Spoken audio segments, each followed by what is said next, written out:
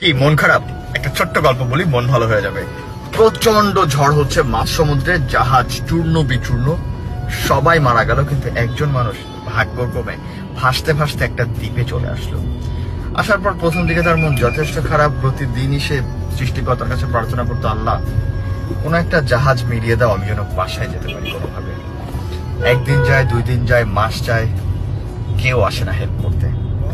একসময় সে নিজে কিছু কাঠ ঘর জোগাড় করে একটা ঘর বানালো এবং থাকতে শুরু করলো।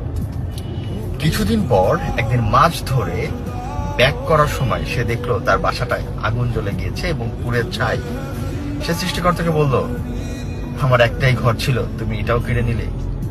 এভাবে সে সৃষ্টিকর্তার উপরে বিলাপ করতে থাকলো আর নিজেকে শেষ করার জন্য সমুদ্রের দিকে পা বাড়ালো।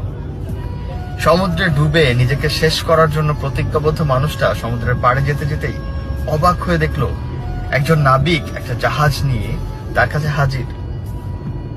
সে অবাক হয়ে জিজ্ঞেস করলো, এতদিন আমি এখানে ছিলাম, কেউ আমাকে হেল্প করতে আসেনি, আপনি কে ভাই, কোথা থেকে আসলেন?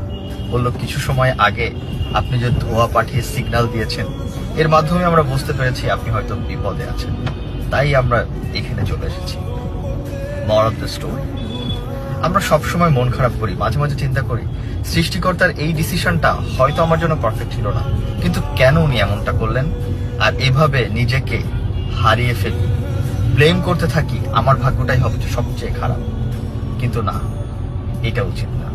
উচিত ওইটাই যেটা হচ্ছে, এটাই সৃষ্টিকর্তার ডিসিশন, আর মেনে নেওয়া, অপেক্ষা করা ওই মুহূর্তের জন্য যেই মুহূর্তে আমার জন্য সেরা পুরস্কার অপেক্ষা করছে।